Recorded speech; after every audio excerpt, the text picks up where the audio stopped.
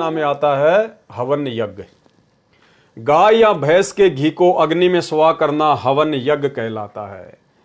पूर्व के ऋषि तथा वर्तमान में आचार्य तथा ऋषि व संत साधक हवन करने के लिए लकड़ी का प्रयोग करते हैं। यह शास्त्र विधि के विपरीत है।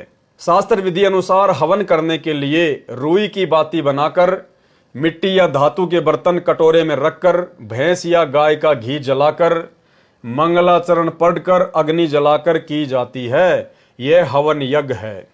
इसके साथ वेद मंत्र या अमृतवाणी का उच्चारण भी किया जा सकता है। वैसे बिना वाणी या मंत्रोच्चारण के भी शास्त्र विधि अनुसार रुई ज्योति में घी डालकर जलाने से हवन यज्ञ हो जाता है, क्योंकि घी के जलने से लाभ होता है।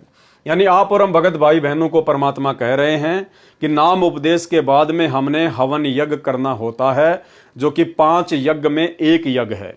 हमने प्रतिदिन अपने घर पर गाय या भैंस का देसी घी यदि आप गांव में रहते हैं और आपको मिल जाए तो बहुत अच्छी बात है, अन्यथा डेयरी पर या किसी दुकान पर जो देसी घी के नाम से बेचा जाता है वो भी हम ले सकते हैं। और परमेश्वर ने बताया कि भगत ने फिर प्रतिदिन अपने घर पर हवन करना है। आप किसी भी बर्तन की दुकान से कोई भी दीपक लेके आ सकते हैं। आजकल बर्तनों की दुकान पर खड़ी जोत जलाने वाले दीपक भी जलते हैं। और जो रुई होती है, जो कॉटन होता है, उसकी हमने ज्योति बनानी है, उसके अंदर डालनी है। और गाय या भैंस का देसी घी डालकर हमने प्रतिदिन अपने घर पर हवन यज्ञ करना होता है। गुरुदेव कहते हैं कि ज्योति जलाते समय, हवन करते समय आप जी मंगलाचरण भी बोल सकते हैं। जो मंत्र आपको गुरुदेव भगवान ने दिए हैं आप उनका उच्चारण भी कर सकते हैं, या और भी कोई परमात्मा की वाणी आप जी बोल सकते हैं। नहीं बोलोगे तो भी कोई बात नहीं है। मुख्य घी जलने से जो हवन यज्ञ होता है उससे हमें लाभ मिलना है। शास्त्र विधि अनुसार हवन यज्ञ करने के लिए रुई की बाती बनाकर मिट्टी या धातु के बर्तन कटोरे में रखकर भैंस या गाय का घी जलाकर मंगलाचरण पढ़कर अग्नि जलाकर की जाती है। यह हवन यज्ञ है।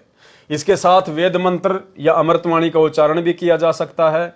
वैसे बिना वाणी या मंत्रोच्चारण के भी शास्त्र विधि अनुसार रुई ज्योति में घी डालकर जलाने से हवन यज्ञ हो जाता है, क्योंकि घी के जलने से लाभ होता है। लकड़ी जलाकर यदि हवन किया जाता है तो कार्बन डाइऑक्साइड अधिक निकलती है। 1 क्विंटल घी को हवन करने के लिए 10 किलोग्राम लकड़ी जलती है। रुई 100 ग्राम 1 क्विंटल घी को हवन कर देती है। इसमें कार्बन डाइऑक्साइड भी नाम मात्र ही बनती है।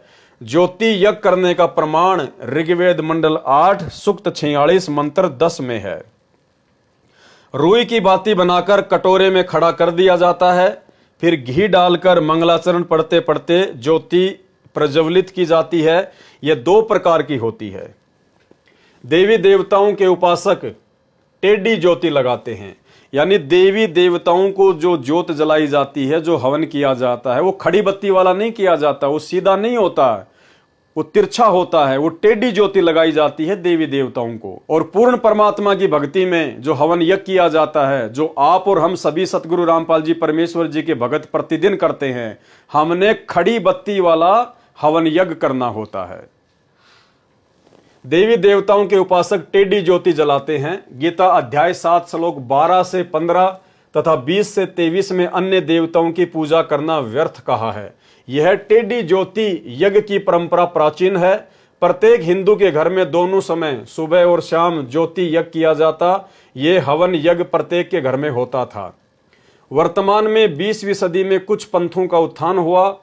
राधा स्वामी पंथ आगरा यूपी से चला है, जिसके प्रवर्तक थे श्री शिवदयाल जी सेठ जी, निवासी पन्नी गली आगरा शहर उत्तर प्रदेश भारत। इसी पंथ की एक शाखा ब्यास नदी के किनारे पंजाब प्रांत में चली है, जिसके संस्थापक थे जयमल सिंह रिटायर्ड फौजी। राधा स्वामी डेरा बाबा जयमल सिंह व्यास से एक शाखा सिरसा शहर हरियाणा में बेगू रोड पर चली, जिसके संस्थापक थे श्री खेमामल जी उर्फ श्री शाह मस्ताना जी महाराज, जिन्होंने पंथ का नाम बदलकर सच्चा सौदा रख दिया तथा धन धन सतगुरु तेरा ही आसरा का नारा प्रचलित किया। इसकी स्थापना सन 1948 में श्री शाह मस्ताना जी के कर कमलों द्वारा की गई थी। इसी की अन्य शाखाएं गंगवा जिला हिसार तथा जगमाल वाली जिला सिरसा, हरियाणा प्रांत में चल रही है। राधा स्वामी पंथ की अन्य शाखाएं जय गुरुदेव पंथ मथुरा में श्री तुलसीदास जी द्वारा चलाया गया। गांव दिनोद जिला भिवानी में श्री ताराचंद जी द्वारा चलाया गया। ये सब 20वीं शताब्दी में पनपे हैं, लगभग पूरे भारतवर्ष में फैल चुके हैं। इनके अतिरिक्त निरंकारी पंथ, ब्रह्म कुमारी पंथ, हंसादेश पंथ, संत श्री सतपाल जी, संत श्री प्रेम रावत उर्फ बाल योगेश्वर का पंथ, ये भी उपरोक्त पंथों की तरह भारतवर्ष के साथ साथ अन्य देशों में भी फैल चुके हैं। उपरोक्त पंथों ने सत्य भक्ति अर्थात शास्त्रोक्त साधना का नामो निशान मिटा दिया। इन पंथों ने ज्योति यज्ञ, हवन यज्ञ को मना कर रखा है, क्योंकि ये सारे के सारे पंथ काल निरंजन के द्वारा भक्ति को नष्ट करवाने के लिए ही चलाए गए हैं।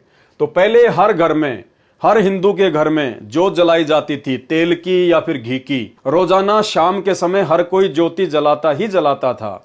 लेकिन इन पंथों ने वो ज्योति जलवाना भी बंद करवा दिया काल प्रेरणा से, ताकि साधकों को भक्ति का जरा भी लाभ ना मिले। कहते हैं कि बाहर की ज्योति से मोक्ष नहीं है, शरीर के अंदर की ज्योति को जगाना है। राधा स्वामी पंथ व इनकी शाखाओं का मानना है कि वेद तथा गीता को हम नहीं मानते, हम तो संतों की वाणी को सत्य मानते हैं। वेद व गीता भी तो ऋषियों ने लिखे हैं, उन ऋषियों को ऊपर के मंडलों का ज्ञान नहीं था, इसलिए वेदों तथा गीता में ऊपर के मंडलों का ज्ञान नहीं है। हमारी भक्ति साधना तो त्रिकुटी स्थान से प्रारंभ होती है। हमारे संत श्री शिवदयाल से पहले किसी को भी ऊपर के रूहानी मंडलों की चढ़ाई व साधना का ज्ञान नहीं था। श्री शिवदयाल सिंह सेठ महाराज राधा स्वामी का ज्ञान व सत्संग वचनों का संग्रह पुस्तक सार वचन कार्तिक राधा स्वामी नाम की पुस्तक में लिखे हैं। ज्ञान इस प्रकार है, सबसे ऊपर राधा स्वामी धाम है, यही सच्चे साहिब का नाम है। इससे 2 स्थान नीचे सतनाम का स्थान है। इसी सतनाम को संतों ने सतलोक सारनाम, सत्य पुरुष सार शब्द सतनाम। जो गुरु बचन पे डट गे, कट गे फंद 84 के, कट गे फंद 84 के, कट गे फंद 84 के।